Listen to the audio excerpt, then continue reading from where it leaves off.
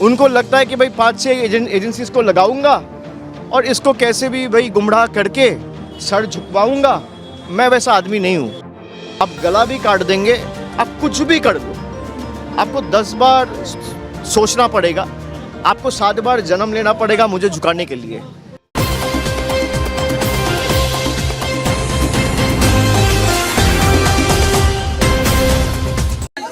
না, ওরা একটা নোটিশ দিতে এসছে, নোটিশ দিয়েছে, সেটা হ্যান্ড ডেলিভার্ড করতে হতো বলে ওরা অন্য কারোর কাছে দেয়নি। এখন প্রথমত ওদের কাছে বোধহয় ভুল তথ্য ছিল, ওরা জানেন আমি কোথায় থাকি। তদন্তকারী সংস্থা একটা কেসে তদন্ত করছে, সেখানে আমি 7 বছর ধরে কোথায় থাকি সেই তথ্য তাদের কাছে নেই। তো যাই হোক, তাদেরও চাকরি করতে হয়, আমি কাউকে দোষ দেবো না। তারা একটা নোটিশ নিয়ে এসছে, আমি নোটিশটা রিসিভ করেছি এবং পরবর্তীকালে আমি নোটিশ পড়িনি এখনো, যেহেতু ওরা অনেকক্ষণ ধরে অপেক্ষা করছে, আমি রিসিভ করে ছেড়ে দিয়েছি এবং তার যা উপযুক্ত ব্যবস্থা আমি আমার আইনজীবীর সাথে কথা বলবো এবং আমাকে যদি কোথাও কোনো সহযোগিতায় দরকার পড়ে, যদি ডাকে আমি যাব। আপনাদের কোনো প্রশ্ন আছে? হাইকোর্টে আপনি আগে রক্ষা কবচ নিয়েছেন, এটার জন্য কি আপনি আবার হাইকোর্টে মুভ করবেন যদি দরকার হয়? আমি নোটিশটা পড়িনি এখন, আমি খালি রিসিভ, আপনারা দেখলেন আমি রিসিভ করে আপনাদের সাথে কথা বলতে এসেছি। আইনি সহায়তা নেবেন? নিশ্চিতভাবে আমার আইনি সহায়তা নেওয়ার অধিকার আছে এবং আমি আমার আইনজীবীর সাথে কথা বলবো, তারা যে পরামর্শ দেবে। এবং আমার তো লোকানোর কিছু নেই। আমি বিগত দিনেও যখন আমাকে ইডি, সিবিআই, এমনকি দিল্লিতেও ডেকেছে, আমি সবসময় তদন্তে সহযোগিতা করেছি, কোঅপারেট করেছি। এখানেও আমাকে যখন ডেকেছে নবজোয়ারের সময়, আমার পদযাত্রা আটকে, কর্মসূচি আটকে, একবার সিবিআই ডেকে পাঠিয়েছে, একবার ইডি ডেকে পাঠিয়েছে, আমি গেছি। আমি সব মিলিয়ে কিছু না হলেও প্রায় 10 থেকে 12 বার দিল্লি কলকাতা মিলিয়ে এদের কাছে অ্যাপিয়ার করেছি। আমি তো কোথাও পালিয়ে যাইনি। আজকেই আপনার ঘোষণা বিভিন্ন জায়গায় আপনি যাওয়ার কথা, সেই কারণে আজকেই এই সিআইডি কি বলবেন? না, সে তো রাজনৈতিক, এগুলো নিজেদের স্বার্থ রয়েছে, সে কারণে অপব্যবহার, ক্ষমতার অপব্যবহার যদি কেউ করে, ক্ষমতায় বেশি দিন তারা টেকে না।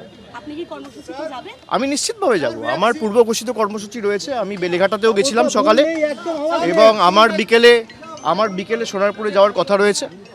যদিও ওখানে ওরা একটা অশান্তি তৈরি করার চেষ্টা করছে এবং যারা এলাকায় যারা ভিকটিম ফ্যামিলি, তাদেরকেও বিভিন্নভাবে শাসানো হয়েছে। আমি বেলেঘাটাও বিশ্বজিৎ পটনায়কের পরিবারের সাথে দেখা করলাম, ওদেরকেও যেভাবে ভয় দেখানো হচ্ছে ওদের বাড়িতে গিয়ে। আমি যখন বেলেঘাটার পার্টি অফিসে ওদের সাথে মিট করি, ওই সময়টাতেও ওদের বাড়িতে গিয়ে বিজেপির কিছু লোকেরা ধমকাচ্ছে, চমকাচ্ছে এবং পুলিশ নীরব দর্শক, তাদেরও চাকরি বাঁচাতে হবে, সুতরাং কিছু করার নেই। কিন্তু আমরা এই লড়াইয়ের ময়দান থেকে সরবো না। এসব করে আমাকে আগেও দমাতে পারেনি, আমি আগামী দিনেও মাথা নত করার ছেলে নয়। আপনারা কেএমসি নিয়ে আমাকে প্রশ্ন করেছেন যে কেএমসি আমাকে নোটিশ দিয়েছে। কেএমসি যে নোটিশ দিয়েছে তার রিপ্লাই আমি ইতিমধ্যেই দিয়েছি এবং গতকাল আমরা হাইকোর্টেও মুভ করেছি, কোর্টে কেসও ফাইল করা হয়েছে। যদি কেউ ভাবে যে ডেকে ভয় দেখিয়ে, চমকে, জোর জবরদস্তি ফেক কেসে ইমপ্লিকেট করে জেলে ঢুকিয়ে আমাদের মাথা নত করবে, আমরা ওই ধাতুতে তৈরি নই। সবাই অমিত শাহর পদলেহন করে বিজেপিতে যোগদান করে নিজেদের রাজনৈতিক স্বার্থ চরিতার্থ করতে বিজেপিতে যায় না। যাদের মাথার উপর 2, 3, 4 করে সিবিআই ইডি কেস ঝুলছে, যাদের মাথায় 2, 3, 4 করে ইডি সিবিআই কেস ঝুলছে, তারা আজকে দুর্নীতি রোধ করা নিয়ে বড় বড় ভাষণ দিচ্ছে। যারা তৃণমূলকে চোর বলে, বাংলায় স্বাধীনতার পর প্রফুল্ল সেন, প্রফুল্ল ঘোষ, অজয় মুখোপাধ্যায়, সিদ্ধার্থ শঙ্কর রায়, পরবর্তীকালে সিপিএম জমানায় জ্যোতি বসু, বুদ্ধ ভট্টাচার্য, পরিবর্তনের পালাবদলের পর মমতা ব্যানার্জি সহ কোনো মুখ্যমন্ত্রীকে দোকান কাটার মতো টিভির ক্যামেরার সামনে হাত বার করে টাকা নিতে দেখা যায়নি। এখন বাংলার যিনি মুখ্যমন্ত্রী, তাকে টিভির পর্দায় নির্লজ্জের মতো, দোকান কাটার মতো হাত বাড়িয়ে টাকা নিতে, ঘুষ নিতে দেখা গেছে। এটা আমাদের চোর বলে? মানুষ বোকা নয়। যারা লুটপাট করে ক্ষমতায় এসছে, যেভাবে রাষ্ট্রশক্তিকে ব্যবহার করে অনৈতিকভাবে ক্ষমতায় এসছে, এর বিচার মানুষ আগামী দিন করবে, এই বিশ্বাস আমার জনগণের উপর এবং গণতন্ত্রের উপর আছে।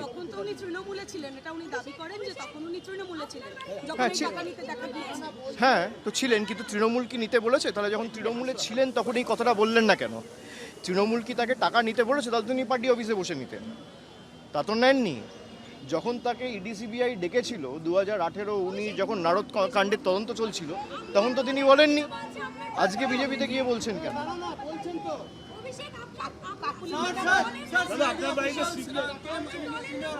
बता दिया ना भैया, कुछ नहीं। उनको एक नोटिस देना था, वो नोटिस मुझे खुद रिसीव करना था, इसलिए वेट कर रहे थे। वो दूसरा जगह गलती से चले गए थे, उनको पता नहीं है मैं कहाँ रहता हूँ। तो मैंने आप लोगों के द्वारा ये बोला कि किसी को अगर नोटिस देना है तो मैं यहाँ हूँ, वो आ जाए और नोटिस दे दे।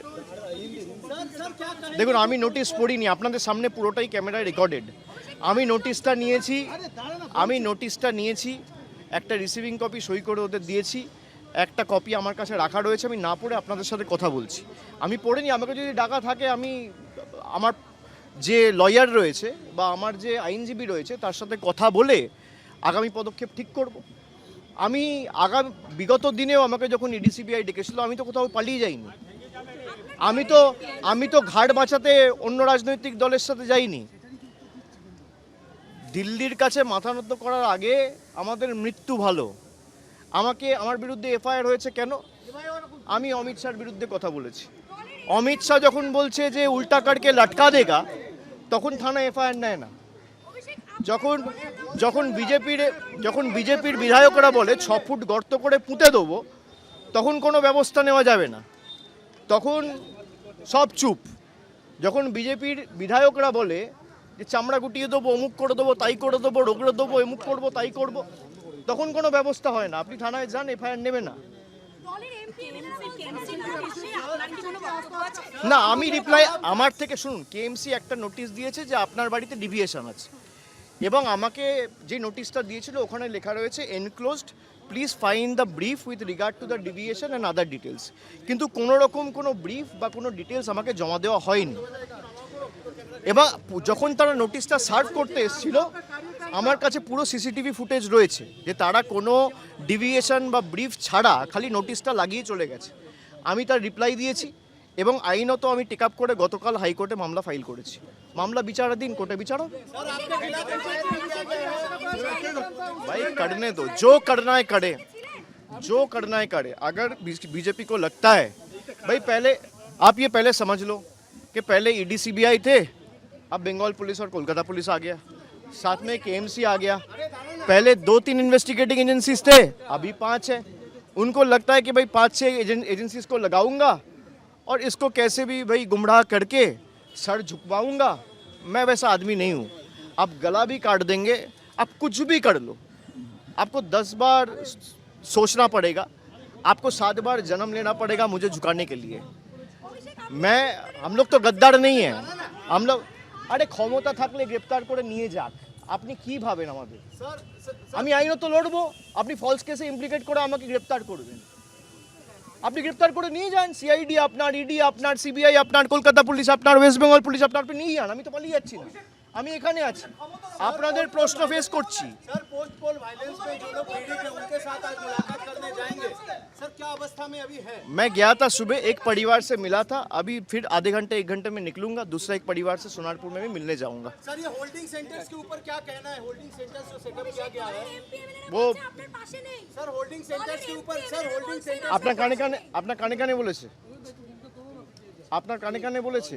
দল সমষ্টিগত পরিবার, দলে আলোচনা করার সুযোগ রয়েছে। অনেকে আলোচনা করছে দলের ভিতর, অনেকে সমালোচনা করছে। আমি পুরোটাকেই স্বাগত জানাচ্ছি। होल्डिंग सेंटर में क्या कहना है सर? इलीगल है, कोई रूल फॉलो नहीं करके किया।